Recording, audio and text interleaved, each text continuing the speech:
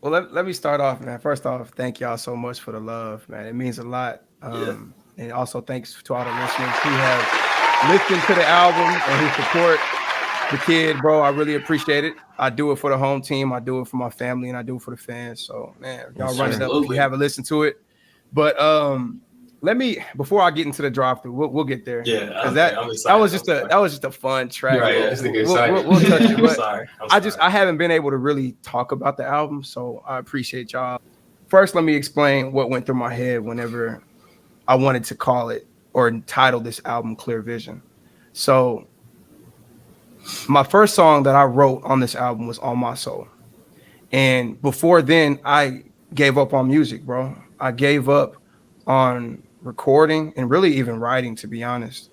All through college, I just focused on uh, my relationship with my family, my girl, football, and figuring out life. And I put music aside because I was just, for one, I was discouraged. I felt like it wasn't for me anymore, and I felt like, Have more important um, things to handle, huh? yeah, I just my priorities shifted, bro, and I Yeah. and I felt like the music game was getting diluted with Mm-hmm. bullshit music. Trash. Mm-hmm. And so Trash. I was like, you know what? Fuck it, bro. I'm gonna go ahead and go another route and just get in my bag and develop some tools to really get a job out here and make it. And so quarantine hit, bro. Mm-hmm. And y'all remember whenever that shit first started popping off, bro. It was like people didn't know what to expect. You Mm-hmm. were stuck at the house. They had those stay-at-home orders, and well, I had my baby, my boy, Jaden. He was 6 months at the time, Mm-hmm. and he was real sick, bro. And it was just a really tough time, bro. I wasn't able to see my family. Nobody was able to see my son anymore, and I started drinking, bro. I started drinking heavy, and Smoking more. um, yeah, I mean, yeah, but That's a line, bro. That's a lie. That's stuck a in his lie. pride. But on some real shit, I was in a dark place, bro. No cap, man. Yeah. And Yeah. nobody Yeah. really knew. Nobody really knew. My girl didn't even know. Yeah. Yeah. I was just keeping that shit to myself, bro. And I was like, man, you know, Trev, man, you're better than this. Right. I started Facts. praying and really trying to get out of that spot because I mean everybody was going through something, bro. At least Mm-hmm. Yeah. I was lucky enough to keep my job throughout this whole time. Man. Amen. A lot of Amen. people didn't even, couldn't make money to pay their rent and get food. And so I Yeah. had to realize, like, man, snap out of it, man. You're better Yeah. than that. Yeah. And Yeah. so I started to write, bro. I found more time, being at the crib, and I just found a ton of time on my hands. So I started to write, and the first song that I wrote was "On My Soul," bro. And Ooh. Mm. so that song will forever be my favorite song because it started a fire in me, bro. Mm-hmm. Like when y'all listen to "On My Soul," take music out of it, bro, and just picture Yeah. you at a just deep dark spot, Yeah. Mm-hmm. I'm and that's back, just I'm bitch. back, babe. I'm back, bitch. man, bro. Like, bro, Niggas in my rear view, so to clear view, so I could get a clear I view. felt real that, bro. shit, man. So real shit, bro. I wrote that song, and after, bro, when y'all listen to it, I bet y'all was vibing like, oh, that's cold. But that's how I was feeling when I was reciting it, nigga. Not even Yes, bro. recording. I was like, Mm. oh, Back, bro, Yeah. I was like, this is some shit. Yeah. And Mm-hmm. so, bro, it started a fire, bro, and I started popping out songs every week. Like after that, I wrote Pressure, and I was talking to Eli about Pressure. Those the first two Um, tracks?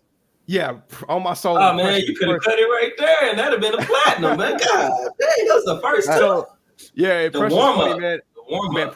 Pressure's funny, bro. It wasn't even called Pressure at first. It was called Game 7. Oh, I'm And glad you I was, changed it. yeah, it was like it was something weird. And I was That don't even and make I was sense, Trev.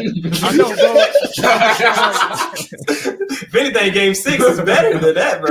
Okay. Hey, we're gonna work Fact. on it.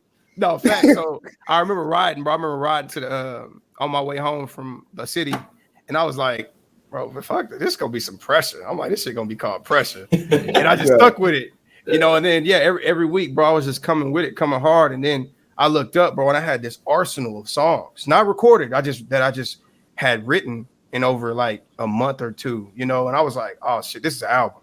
And so then that goes into the naming process, and I'm like, Mhm. what is this gonna be called? How am I gonna encapsulate what all I've covered into one title? And so, just a background story. My family, my grandmother and grandpa originated from a town called Clearview.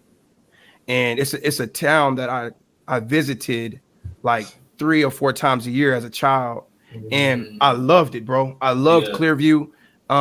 Everybody in Clearview is related. It's a very close-knit, family oriented town. Everybody owns a ton of land in Clearview. So they're doing decently. They're doing decent as far as wealth is concerned. Right. And so I just felt like whenever I would go to Clearview, all my family would be there, bro. Reunions, rodeos. Like that was just, I felt the best as a child there. And so, I don't know. So one day I just woke up. I was like, oh no, this is gonna be called Clearview. Yeah. And then I talked to my my producer, my engineer, shout out to Sir Money Town, the best engineer / producer out of Oklahoma. Crazy. He was like, I don't know, man. I'm feeling something like more like Clear Vision, and I'm like, oh yeah, bro. He said it. I'm like, oh yeah, that's it. That just Clear sounds Vision. Nice. It rolls, and then you can apply it to the content that I was covering in the album. So like you said, my family, the importance of, like with Born Rich, that's just loving who you are, where you're at, bro, and stop trying to, like you said, live a comparative lifestyle. That shit can get you caught up in a world where it's just it's always going to be empty.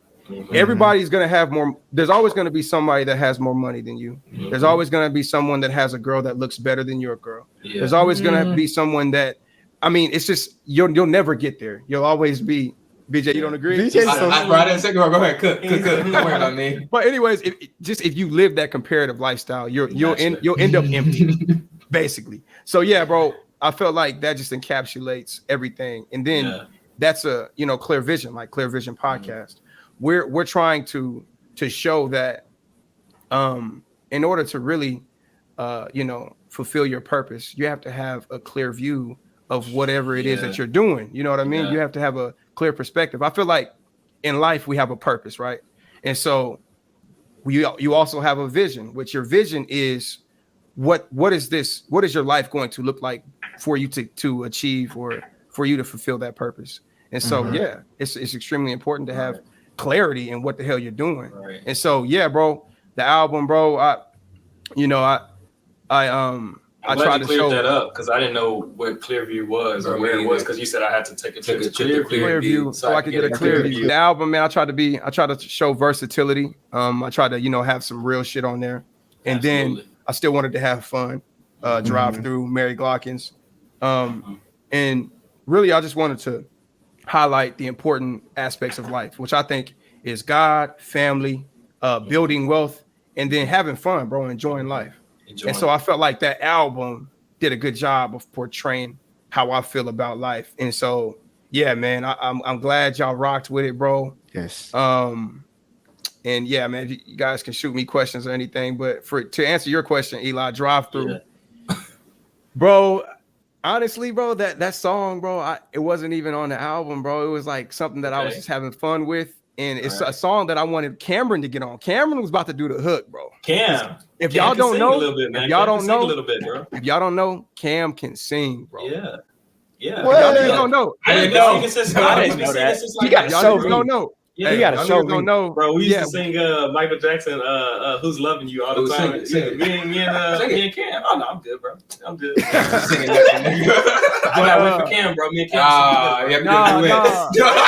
Can do duets. But no, for real, Cam was in the studio. Cam was in the studio with this song, with this beat and everything. Yeah, singing it and everything. But it was a different hook, and it was more of like I wrote a hook that was different than. I'm glad I changed it, but it was just different and it didn't really flow. So I went ahead and just took it over and rewrote it and Drive Through. Like, bro, trash, bro. It's fun, bro. It's fun. It's like I'm really talking from the lens where it's like, because I know we talk about women and we're like, we want to find a solid wife, but y'all have all had that, that time where you just like, man, I ain't not trying to worry. I'm not worried about all the strings and all that, baby girl. Just slide on me. We just gonna slide. We gonna do the thing and be good. We've been there. We all been there, man. I'm glad that I got out of that. But yeah, bro. Again, I haven't. I think I haven't recorded since high school, so I wanted to encapsulate everything that I've been going through. It's still fun to talk about. Yeah. But no, that's a fun track, man, and it's relatable because I think I mean, a lot of people been there before, man. We're just trying to, it's a drive-through, baby. It's a drive-through. Clear vision.